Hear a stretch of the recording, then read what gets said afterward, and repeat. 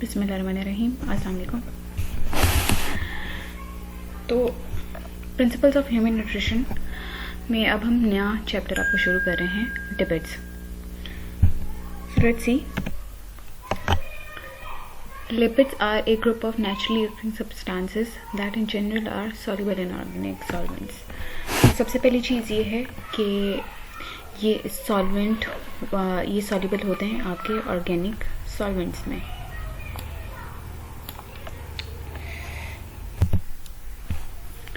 तो ये organic solvents में सॉल्युबल होते हैं लेकिन वाटर में इनसॉल्युबल होते हैं।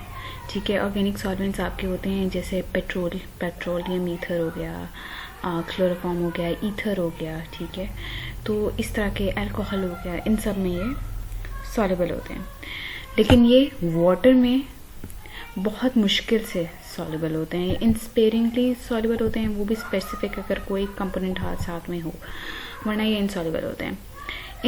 इस ग्रुप में लिपिड्स में आते हैं आपके fats, oils, waxes, phospholipids, glycolipids, lipoproteins, fatty acids, alcohols, hydrocarbons, tocopherols, vitamin K and steroids.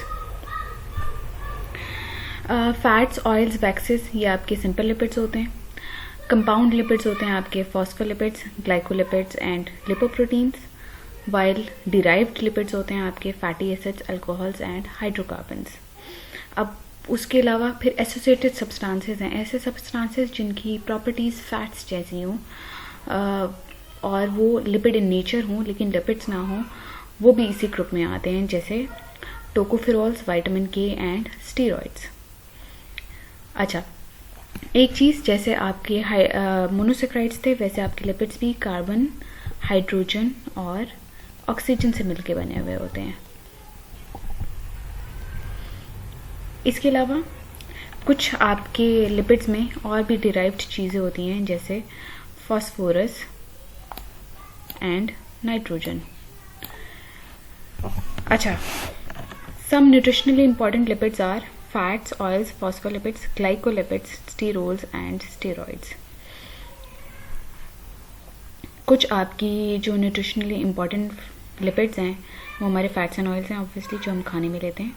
Phospholipids, glycolipids ये हमारी बॉडी के अंदर होते हैं। स्टीरोल्स भी हमारी बॉडी के अंदर होते हैं और स्टीरोल्स और स्टेरॉइड्स ये हमारी इन्फेक्शन और बीमारियों से फाइट करते हैं। अब आ जाएं आप फैट्स एंड ऑयल्स पे। तो फैट्स और ऑयल्स आपके सिंपल लिपिड्स हैं। ठीक है, सिंपलेस्ट फॉर्म है लिपिड की। फैट्स सॉलिड होते हैं रूम टेम्परेचर पे और सैचुरेटेड फैटी एसिड्स होते हैं इनमें। ठीक है, मतलब फैट के अंदर क्या होता है, सैचुरेटेड फैटी एसिड्स ग्लाइसरॉल के साथ स्टेरिफाई होते हैं। ठीक है, जबकि ऑयल लिक्विड होते हैं रूम टेम्परेचर पे। ठीक है, और इनके अंदर एटलीस्ट 1 अनसैचुरेटेड फैटी एसिड होता है। ठीक है, मैंने आपको बताया था कि आपका ट्राइसाइल ग्लिसरॉल क्या होता है कि 3 फैटी एसिड्स आपके ग्लिसरॉल मॉलिक्यूल के साथ अटैच होते हैं। ठीक है, इस तरीके से। तो अगर आपके सैचुरेटेड फैटी एसिड्स वो होते हैं जिनमें ये सैचुरेटेड आपकी फैट्स वो होती हैं जिनमें फैटी एसिड्स आपके सैचुरेटेड होते हैं, और आपके लिक्विड्स वो होते हैं जिनमें आपकी यही फैटी एसिड्स, जो 3 फैटी एसिड्स हैं, इनमें से एटलीस्ट 1 आपकी अनसैचुरेटेड होगी। ठीक है, तो इनमें मोनोग्लिसराइड्स वो होते हैं जिनमें 1 molecule of fatty acid plus 1 molecule of glyceryl होता है। इसका मतलब यह है कि ग्लिसरॉल के साथ एक आपका फैटी एसिड अटैच होता है। डाइग्लिसराइड्स वो होते हैं जिनमें 2 फैटी एसिड्स एक ग्लिसरॉल के मॉलिक्यूल के साथ अटैच होते हैं, और ट्राइग्लिसराइड्स वो होते हैं जिनमें 3 फैटी एसिड्स आपके एक ग्लिसरॉल मॉलिक्यूल के साथ अटैच होते हैं। ज्यादातर हमारी फैट्स एंड ऑयल्स क्या होते हैं, ज्यादातर हमारे फैट्स एंड ऑयल्स ट्राइग्लिसराइड्स होते हैं। ठीक है, जिनको हम अब न्यू टर्म के हिसाब से ट्राइएसाइल ग्लिसरॉल्स बोलते हैं। ट्राइग्लिसराइड, अगर बटर का ट्राइग्लिसराइड देखें तो वो इस तरीके से होता है। ये मैंने आपको बताया था कि आसान तरीके से अगर अपने फैटी एसिड को रिप्रेजेंट करना हो तो ये आपका ग्लिसरॉल का मॉलिक्यूल है और ये 3 फैटी एसिड्स हैं जो यहाँ पे ग्लिसरॉल के साथ अटैच हुए हुए हैं। Functions of fats. आपकी फैट्स के फंक्शंस क्या हैं। सबसे पहला फंक्शन ये है कि ये बॉडी में एनर्जी प्रोवाइड करते हैं, ठीक है। मतलब 1 gram of fat will provide 9 kilo calories, ठीक है। 9 किलो कैलोरीज प्रोवाइड करता है 1 ग्राम ऑफ फैट, ठीक है। तो ये अच्छी खासी एनर्जी है, जबकि comparatively to carbohydrate and protein, carbohydrate और प्रोटीन दोनों 1 ग्राम पे 4 किलो कैलोरीज एनर्जी प्रोवाइड करते हैं। तो ये आप कह लें abundant amount of energy provide कर रहे हैं। इसके अलावा ये क्या इनके अंदर होते हैं, एसेंशियल फैटी एसिड्स होते हैं, ठीक है। एसेंशियल फैटी एसिड्स वो होते हैं जिनकी बॉडी को ज़रूरत होती है और बॉडी उनको खुद से नहीं बना सकती, ठीक है। वो हमारी बॉडी की ज़रूरत होते हैं, इसलिए हमें उनको डाइट में ज़रूरी लेना होता है। तो एसेंशियल फैटी एसिड्स हैं लिनोलिक एसिड और linolenic acid, omega 3 and omega 6। तो लिनोलेनिक और लिनोलेनिक ये दोनों हमारे लिए इसलिए इम्पॉर्टेंट है कि ये बहुत सारे फंक्शंस प्रोवाइड कर रहे होते हैं, मेटाबॉलिक फंक्शंस प्रोवाइड कर रहे होते हैं। इनको हम डिटेल में भी आगे देखेंगे। इसके अलावा ये फैट सॉल्युबल वाइटामिन्स को बॉडी में कैरी करते हैं। मैंने आपको बताया हमारी पूरी बॉडी एक्वस मीडियम में है, वाटर मीडियम में है, ठीक है, वाटर सॉल्युबल है। तो इसमें सारे के सारे जो कंपोनेंट्स होते हैं वो सॉल्युबल इन वाटर होते हैं। लेकिन फैट वाहिद ऐसा कंपोनेंट है, फैट और फैट रिलेटेड सारे के सारे प्रोडक्ट्स वो सॉल्युबल इन फैट होते हैं, लेकिन सॉल्युबल इन वाटर नहीं होते। तो क्या होता है कि जो फैट सॉल्युबल वाइटामिन हैं जो वाटर में सॉल्युबल नहीं हो सकते, उनको फैट कैरी करता है। जैसे A, D, E and K ये हमारे 4 फैट सॉल्युबल वाइटामिन हैं और इनको फिर फैट्स ही कैरी करते हैं बॉडी में। तो फैट सॉल्युबल वाइटामिन्स को ये कैरी करते हैं। इसके अलावा dissolve flavours and colours has make food attractive. सबसे बड़ी चीज़ ये है कि ये फूड को अट्रैक्टिव बनाते हैं। असल में क्या होता है, जब हम खाना फैट में पका रहे होते हैं तो होता ये है कि जो स्पाइसेस होती हैं उनका एरोमा और फ्लेवर ज़्यादा अच्छे तरीके से इन्हांस हो जाता है जब हम उसको फैट में पकाते हैं। तो देखते हैं ना, जैसे आप बारबेक्यू जब कर रहे होते हैं तो अक्सर आप क्या करते हैं कि कई आपके जो एनिमल मीट होते हैं, स्टेक्स वगैरह होते हैं, उनको उन्हीं के फैट में पकने देते हैं, क्योंकि कहते हैं कि उससे उनका फ्लेवर बहुत अच्छा आ जाता है। तो वो क्या होता है कि वो फूड को अट्रैक्टिव कर रहे होते हैं, कलर ज़्यादा अच्छा आ जाता है, खाने का फ्लेवर ज़्यादा अच्छा आ जाता है, ठीक है। तो ये फूड को ज़्यादा अट्रैक्टिव बनाते हैं अपीयरेंस में भी और टेस्ट में भी। इसके अलावा ये फूड को पैलेटेबल, क्योंकि ये उसको अट्रैक्टिव बना रहे हैं तो ये फूड को पैलेटेबल बनाते हैं।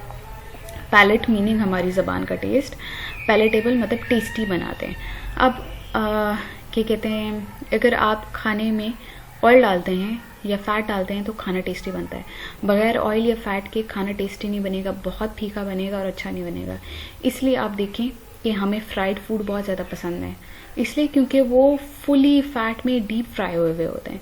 तो जितना वो फैट में फूड फ्राई होता है या डीप फ्राई होता है, या जितना वो ज़्यादा फूड फैट में पकता है, उतना ज़्यादा हमें वो टेस्टी लगता है। और इसीलिए we tend to snack by eating fried foods, fast foods, ठीक है। इनमें फैट ज़्यादा होता है, इसलिए ये ज़्यादा टेस्टी होते हैं।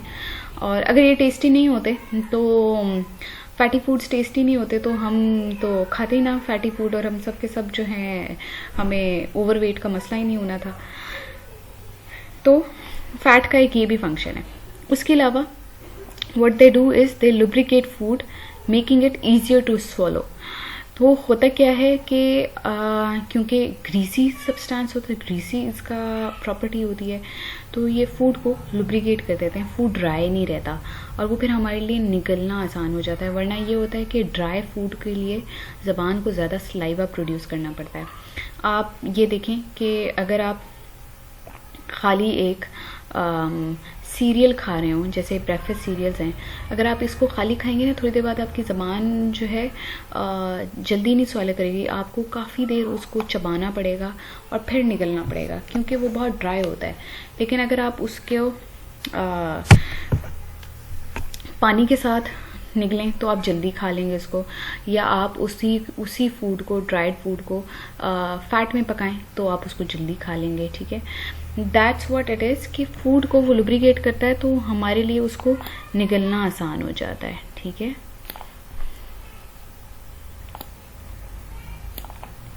अच्छा, इसके अलावा provide a feeling of satisfaction और satiety as fats and oils take more time to digest. तो सबसे बड़ी इसकी जो है आप कह लें फंक्शन सेटाइटी का है। सेटाइटी का फंक्शन ये है कि जब हम फैटी खाना खाते हैं तो हमें सेटिस्फैक्शन मिलती है, हमें लगता है कि हमारा पेट भर गया है, हमें सुकून मिलता है खाना खा के, ठीक है, हम सेटिस्फाई हो जाते हैं। तो वो इसीलिए होता है क्योंकि जो फैटी फूड होता है वो खाने को ज़रा हैवी बनाता है, ठीक है। जैसे आप इसकी एग्जांपल ऐसे लें कि अगर आपने ब्रेड खाई है, ठीक है, और उसकी जगह अगर आपने पराठा खाया है तो पराठे में आपका जो है थोड़ा वो घी डला होता है, इट्स हेवियर, ठीक है। या आप इन्हीं सारी एग्जांपल्स की लें आप रोटी और पराठे के दरमियान में, ठीक है। तो अगर आप रोटी खाते हैं तो रोटी आप ग्रेवी वाले सालन के साथ खाते हैं। रोटी आप एक तो रोटी खुद खुश्क होती है, ऊपर से अगर आप साथ में बिल्कुल ही आप ले लें ड्राइड आपकी स्टीम्ड वेजिटेबल होगी अगर, ठीक है, तो जिसमें ग्रेवी ज़्यादा नहीं होगी तो उसके साथ आपको रोटी खाने का इतना मज़ा नहीं आता, वो सूखा सूखा लगता है, ठीक है, कि सालन सूखा सूखा है। लेकिन आप वो पराठे के साथ इजीली खा लेते हैं क्योंकि पराठा ये काम करता है लुब्रिकेट करने का, उसको पैलेटेबल बनाता है उसको। इसके अलावा जब हम पराठा खाते हैं तो वो हमें ज़्यादा सेटाइटी देता है। सुबह के टाइम में आप कहते हैं ब्रेड के बजाय पराठा खाओ नाश्ते में, तो वो ये होता है कि जब हम पराठा खाते हैं तो लंच तक you don't really feel like eating anything else.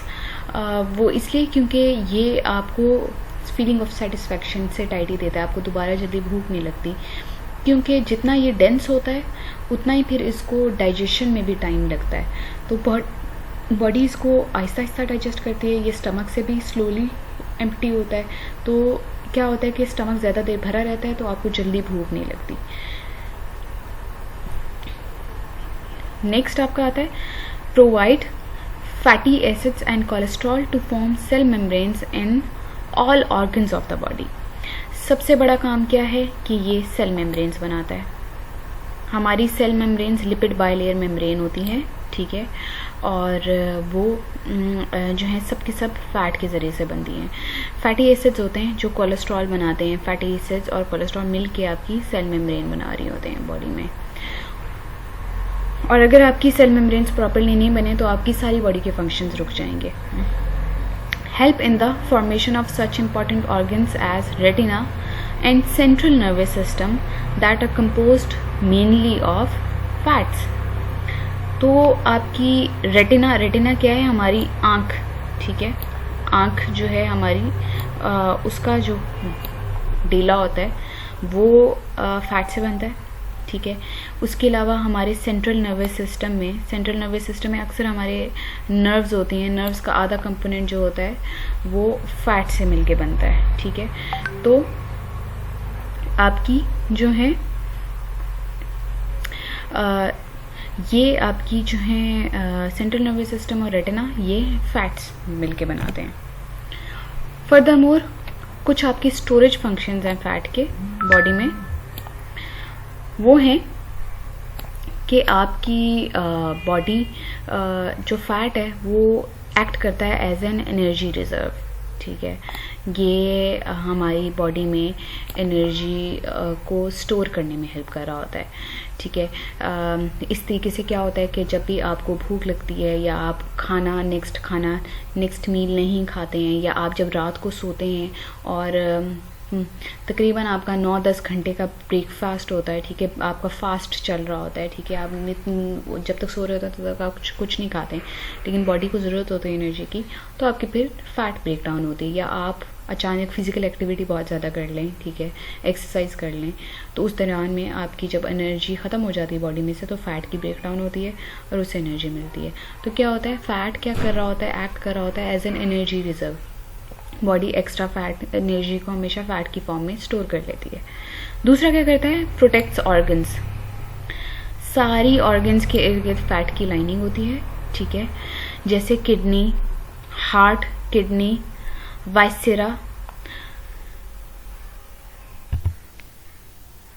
Visceral organs आपकी वो होती हैं जो आपकी बॉडी के एब्डोमेन एरिया में होती हैं, जैसे पेनक्रियाज, लिवर, किडनी, ठीक है। तो ये सब के सब एब्डोमेन के अंदर जितनी भी हैं, ठीक है, लंग्स, ठीक है।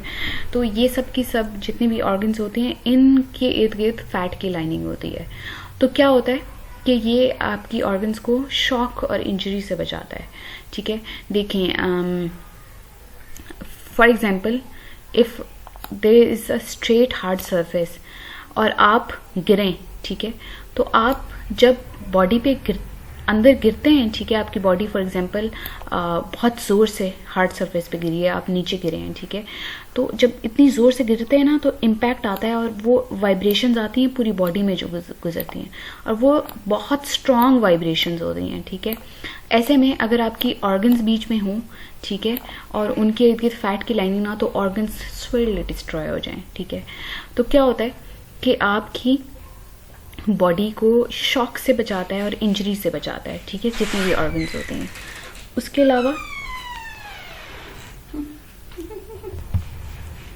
इसके अलावा ये आपकी बॉडी में कांस्टेंट बॉडी टेम्परेचर बनाता है, ठीक है।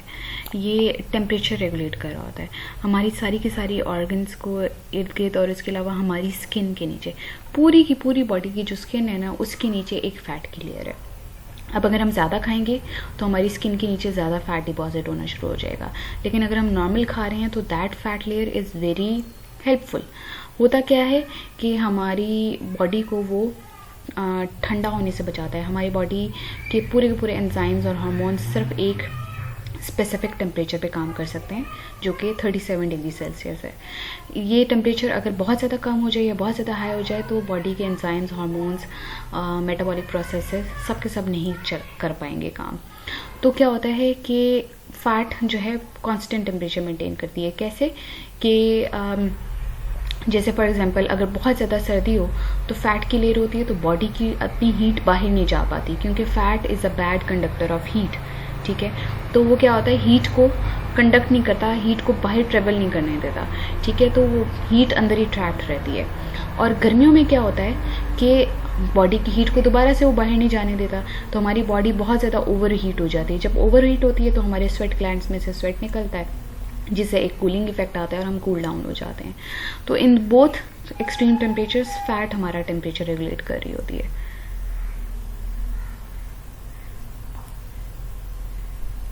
उसके बाद आप आगे आ जाएं, फैटी एसिड्स।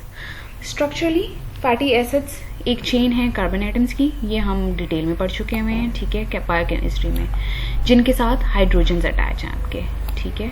इस तरीके से आपकी चेन होती है, ठीक है, सी सी सी, ठीक है, और इनके साथ आपके हाइड्रोजन्स अटैच होते हैं दोनों साइड पे, ठीक है। तो इस तरीके से आपकी कार्बन चेन होती है जिनकी दोनों तरफ आपके हाइड्रोजन्स अटैच होते हैं। The chain ends in an acidic group. एक साइड पे आपका कार्बोक्सिल ग्रुप होता है COOH, एक साइड पे आपका मिथाइल ग्रुप होता है जो कि C और 3 हाइड्रोजन्स हैं। और फिर ये इस तरीके से फैटी एसिड्स मिल के एक ग्लिसरॉल मॉलिक्यूल के साथ कंबाइन हो जाते हैं, ठीक है, और फैट बना देते हैं। There are dozens of fatty acids in nature, they differ in number of carbon atoms. क्या डिफरेंस आएगा, सारे फैटी एसिड्स के तकरीबन स्ट्रक्चर सेम होता है, लेकिन नंबर ऑफ कार्बन एटम्स और डबल बॉन्ड्स पे फर्क आता है। सिर्फ कितने डबल बॉन्ड्स हैं या नहीं हैं, और कितने कार्बन एटम्स, कितनी लॉन्ग चेन है या शॉर्ट चेन है, उससे फैटी एसिड्स में डिफरेंस आ जाता है। तो ये इनकी क्लासिफिकेशन कैसे होती है, on the basis of chain length, ठीक है, शॉर्ट चेन, लॉन्ग चेन, और उसके अलावा केमिकल स्ट्रक्चर, मतलब on the basis of double bonds, saturated है या अनसैचुरेटेड है, और दूसरा on the basis of nutritional requirements, कि हमारे लिए वो फैटी एसिड्स एसेंशियल हैं या नॉन एसेंशियल हैं। एसेंशियल वो जो हमें डाइट में चाहिए होते हैं, और नॉन एसेंशियल वो जो हमें डाइट में नहीं चाहिए होते। Structurally short chain fatty acids वो होते हैं जिनके अंदर ये भी ऐसे ही होंगे कि आपके कार्बन एटम्स अटैच होते हैं हाइड्रोजन एटम्स के साथ, चेन की एंड पे आपका एसिडिक ग्रुप होता है और ये ग्लाइसरॉल के साथ कंबाइन होते हैं। लेकिन आपके शॉर्ट चेन फैटी एसिड्स का ये गलत है, रुके मैं चेंज करती हूँ।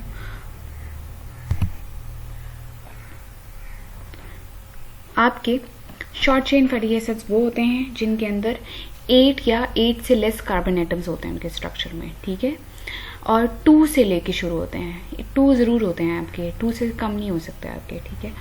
जैसे एसिटिक एसिड, उसमें 2 कार्बन हैं, ब्यूटारिक एसिड में 4 कार्बन हैं, कैप्रोइक एसिड में 6 हैं और कैप्रेलिक एसिड में 8 हैं।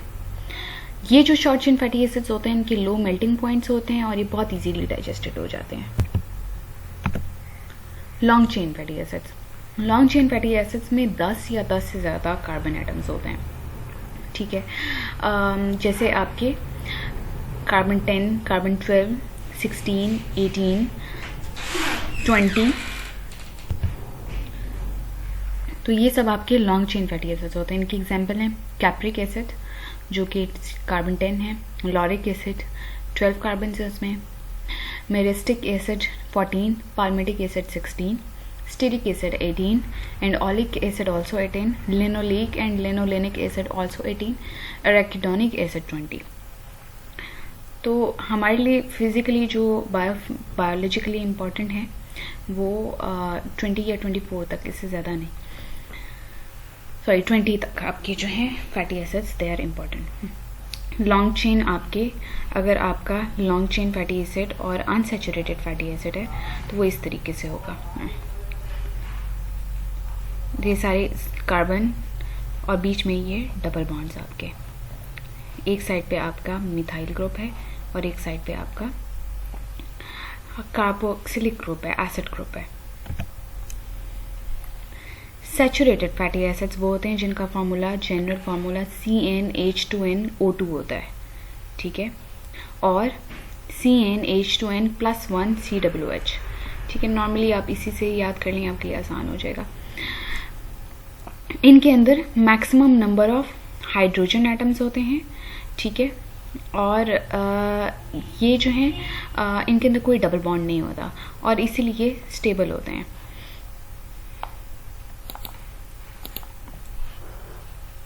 क्या होते हैं, ये स्टेबल होते हैं और इनके अंदर maximum number of hydrogen atoms होते हैं, मतलब इससे ज़्यादा हाइड्रोजन एटम्स और आ नहीं सकते। देखिए यहाँ पे हर कार्बन के साथ हाइड्रोजन लगे हुए हैं, ठीक है, यहाँ पे भी हर कार्बन के साथ हाइड्रोजन लगा हुआ है। सैचुरेटेड का मतलब है वो जिसके अंदर एबिलिटी हो उससे ज़्यादा वो मतलब मैक्सिममली हाइड्रोजन के साथ ये फैटी एसिड सैचुरेटेड है, ठीक है, क्योंकि इनकी हर तरफ कार्बन के साथ हाइड्रोजन लगा हुआ है, कार्बन हर तरफ से अटैच है किसी ग्रुप से, इसलिए स्टेबल होते हैं। इनके हायर मेल्टिंग पॉइंट्स होते हैं क्योंकि अगर जो भी चीज़ डेंस होगी वो उसका मेल्टिंग पॉइंट हायर होगा, ठीक है, क्योंकि ये डेंस होते हैं। जितनी भी आपकी एनिमल फैट्स हैं या सॉलिड फैट्स हैं, ठीक है, जैसे मार्जरीन हो गया, बटर हो गया, ठीक है, वो सब के सब आपके सैचुरेटेड फैटी एसिड्स होते हैं। और जो प्लांट और फिश ऑयल्स होते हैं वो अनसैचुरेटेड होते हैं। कुछ सैचुरेटेड फैटी एसिड्स जैसे लॉरिक, मिरिस्टिक, पाल्मिटिक, ये आपका blood serum cholesterol level raise कर देते हैं, मतलब ब्लड प्लाज्मा लेवल, ब्लड में जो कोलेस्ट्रॉल लेवल है अगर वो रेज हो जाए तो आपको हार्ट डिजीजेस, डायबिटीज़ वगैरह जैसे मसले हो सकते हैं, तो ये उनका लेवल रेज कर देते हैं। ये जो तीनों फैटिक एसिड्स हैं ये मोस्ट कॉमनली अगर कर रहे होते हैं, ठीक है, आपका लॉरिक एसिड, मिरिस्टिक एसिड और पाल्मिटिक एसिड, ये तीन हैं जो सैचुरेटेड फैटी एसिड्स हैं और ये मोस्ट कॉमनली हमारी डाइट में होते हैं। पाल्मिटिक एसिड ज़्यादातर पूरे नेचर में डिस्ट्रीब्यूटेड है, ठीक है, और हमारे जितने भी फैटी एसिड्स हैं उनका 10 से 50% जो फैटी एसिड्स होते हैं हमारे फूड में वो पाल्मिटिक होता है, ठीक है। It makes up to 35% of all fatty acids in animal fats. अगर हम एनिमल फैट को चेक करें ना तो उनमें तकरीबन 35% सारे फैटी एसिड्स बनाता है और प्लांट ऑयल्स में 17% फैटी एसिड्स आपका पाल्मिटिक एसिड बनाता है। palm kernel, coconut oils contain more saturated fatty acids than other plant oils। अब हमारे जो हैं सिर्फ वाहिद कुछ 2-3 प्लांट ऑयल्स हैं जो सैचुरेटेड हैं, बाकी सारे के सारे अनसैचुरेटेड हैं। उनमें आ जाते हैं आपके palm oil, kernel oil, coconut oil, ये सैचुरेटेड फैट्स है हमारी। क्योंकि आप देखें कोकोनट ऑयल को अगर हम सर्दियों में रख देखें तो वो जम जाता है और गर्मियों में पतला रहता है। Intake of saturated fatty acids should provide not more than 10% of energy. हमारे सैचुरेटेड फैटी एसिड्स सिर्फ 10% होने चाहिए हमारे टोटल एनर्जी के। तो आपके सैचुरेटेड फैटी एसिड्स ये हेल्थ में अच्छे नहीं होते आपके लिए, ठीक है। ये हम डेंस होते हैं, ठीक है, सॉलिड होते हैं, और जितनी अभी आपकी सॉलिड फैट होगी, डेंस फैट होगी, वो सब आपकी सेहत के लिए अच्छा नहीं होता। इसलिए हमारी टोटल एनर्जी जितनी भी है ना, उनमें से अगर आपने सैचुरेटेड फैट लेनी है तो हमारी पूरे दिन की टोटल एनर्जी में से सिर्फ 10% एनर्जी हमारी सैचुरेटेड फैट में से आनी चाहिए। कुछ एग्जाम्पल्स हैं हमारी सैचुरेटेड फैट की। देखिए, ग्राउंडनट ऑयल में एराकिडिक एसिड होता है, ज़्यादातर फैट्स और ऑयल्स में स्टीरिक एसिड होता है, पाम ऑयल में पाल्मेटिक एसिड होता है, बटर और कोकोनट ऑयल में आपका मिरिस्टिक एसिड होता है, ठीक है। और इसके अलावा बटर में ब्यूटायरिक एसिड भी होता है, ठीक है। तो ये सब के सब जो हैं आपके, इनमें हाइड्रोजन्स की देखें काफ़ी ज़्यादा होते हैं, इन अमाउंट होते हैं, ठीक है। और कार्बन्स भी इनमें आपके जो हैं इस तरीके से हैं। So this is it for today. We'll continue from here tomorrow. Thank you for your concentration. Allah Hafiz.